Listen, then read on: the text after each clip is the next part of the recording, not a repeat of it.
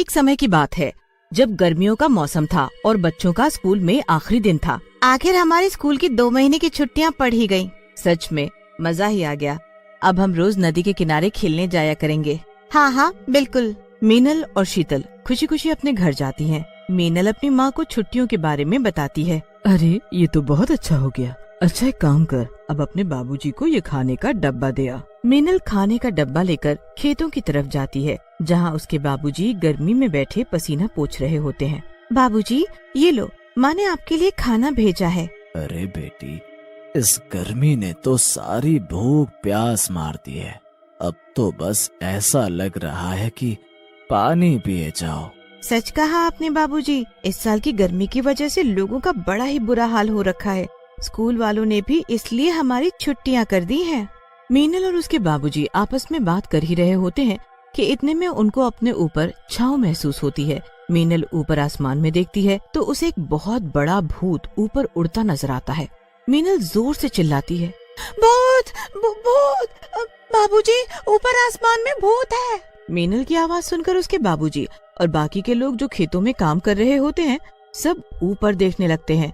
उस भूत को देखकर सबके होश ही उड़ जाते हैं। वो इतना बड़ा होता है कि उसकी वजह से सूरज भी ढक जाता है। गांव वाले बस उस भूत को देखते ही रहते हैं और वो भूत सूरज तक पहुंचकर उसको अपने हाथ में ले लेता है और एक मटके में डाल देता है। देखते ही देखते पूरे गांव में अंधेरा छा जाता है।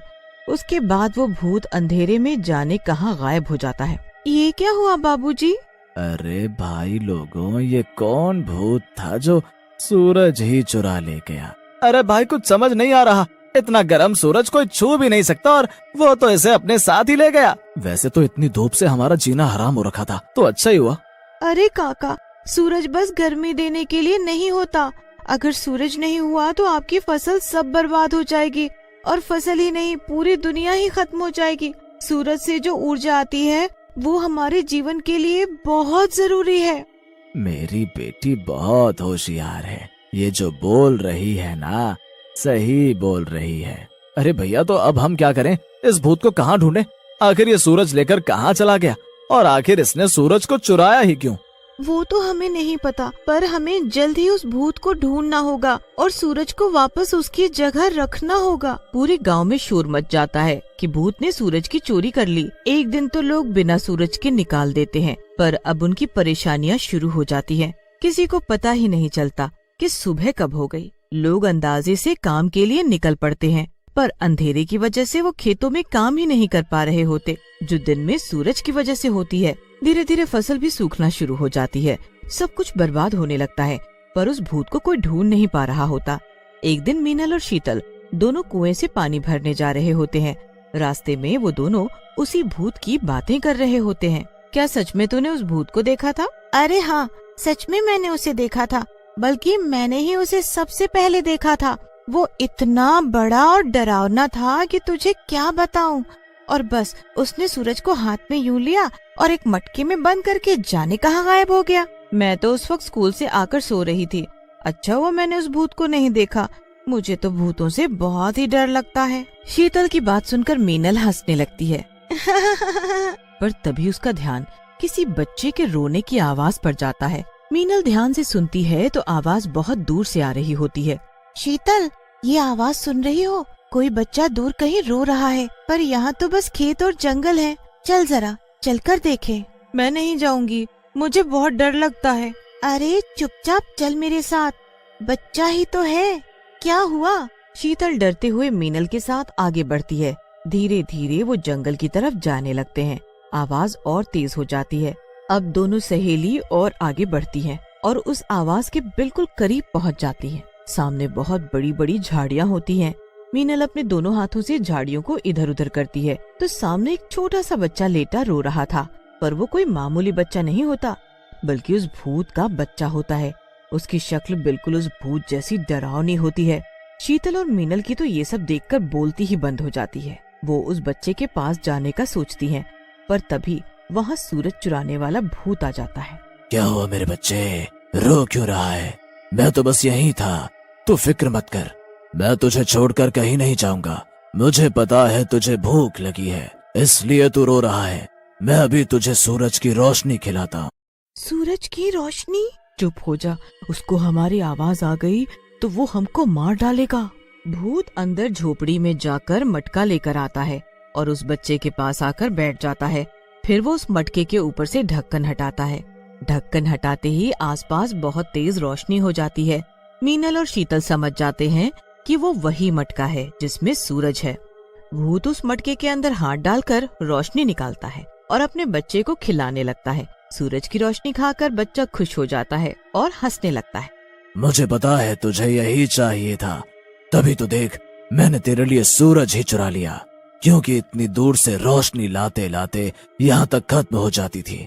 अब ये रोशनी कभी खत्म नहीं होगी और तू जब मर्जी जितनी मर्जी खा सकता है। भूत अब वापस उस मटके को ढक देता है और उसे अंदर झोपड़ी में रख आता है। उसके बाद वो अपने बच्चे को उठाता है और वहाँ से चला जाता है। आखिर हमने इस भूत और सूरज दोनों को ही ढूंढ लिया। ढूंढ तो लिया, पर इस भूत से ये सूरज लेगा कौन? हम तो इस सूरज के पास भी गए तो जलकर मर जाएंगे। ये भूत ही सूरज को अपनी जगह रख सकता है वापस। पर वो ऐसा करेगा क्यों? तूने देखा नहीं, वो बच्चा उस सूरज की रोशनी को खाकर ही जिंदा है। वो भूत अपने बच्चे को क्यों मारेगा? हाँ वही तो मैं बोल रही हूँ कि इस भूत से सूरज उसी जगह रखवाना नामुमकिन है। नहीं शीतल, हमें ये काम करना ही होगा। बिना सूरज ये दुनिया धीरे धीरे खत्म हो जाएगी। सब पेड़ पौधे, सब जानवर मर जाएंगे। मैं कुछ सोचूंगी और सूरज को उसकी जगह वापस रखूंगी। मीनल और शीतल वापस घर आ जाती हैं। मीनल पूरी रात इसी बारे में सोचती रहती है कि आखिर वो ऐसा क्या करे कि भूत सूरज को उसकी जगह रखने को तैयार हो जाए। मीनल को कुछ समझ नहीं आता। फिर अगले दिन वो अपना स्कूल का साइंस का चैप्टर पढ़ रही होती है। उसमें उसे पता चलता है कि लेंस का इस्तेमाल हम कैसे और किस लिए कर सकते हैं। मीनल को अब कुछ आइडिया आता है। वो जल्दी से लेंस लेती है और शीतल के पास जाती है। चल जल्दी उस भूत के पास, मुझे इस समस्या का हल मिल गया है। अरे तू पागल वागल हो गई है क्या? अरे यार तू चल ना, कुछ नहीं होगा। मीनल शीतल को जबरदस्ती अपने साथ ले जाती है। वो उसी जगह पहुंचते हैं जहां भूत और उसका बच्चा होता है। मीनल उस भूत के पास जाने से बहुत डरी हुई होती है, पर कैसे भी हिम्मत करके वो आगे बढ़ती है। भूत मीनल को देखकर गुस्से में लाल हो जाता है। ए लड़की, यहाँ क्या कर रही है? मरने आई है मेरे हाथों?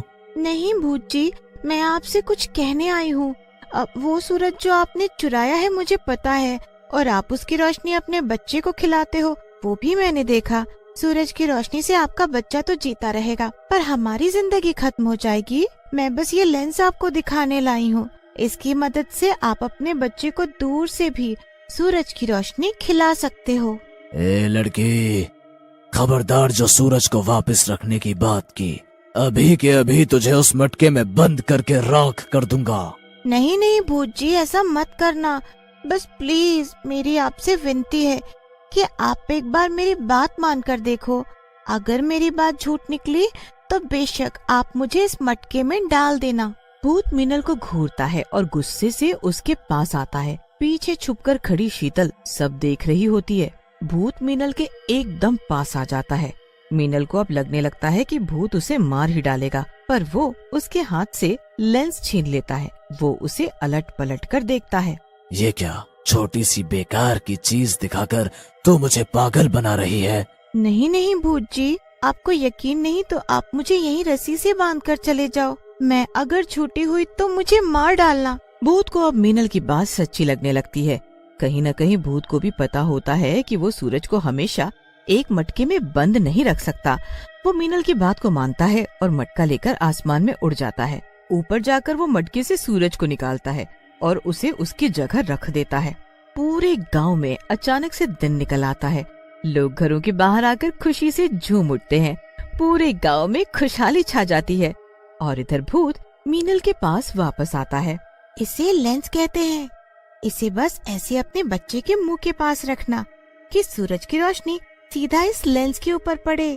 देखो मैं दिखाती हूँ। मीनल उस भूत को ऐसा करके दिखाती है। कुछ ही देर में सूरज की रोशनी लेंस पर पड़कर सीधा भूत के बच्चे के मुंह में जाती है। बच्चा बड़े मजे से रोशनी खाने लगता है और भूत ये देखकर एकदम हैरान रह जाता है। ये तो तूने कमाल कर दिया लड़की, चल अब तू जा यहाँ से। मीनल और शीतल घर वापस आ जाते हैं। और गांव वालों के साथ खुशियाँ मनाते हैं। वो कभी किसी को उस भूत और उस बच्चे के बारे में नहीं बताते।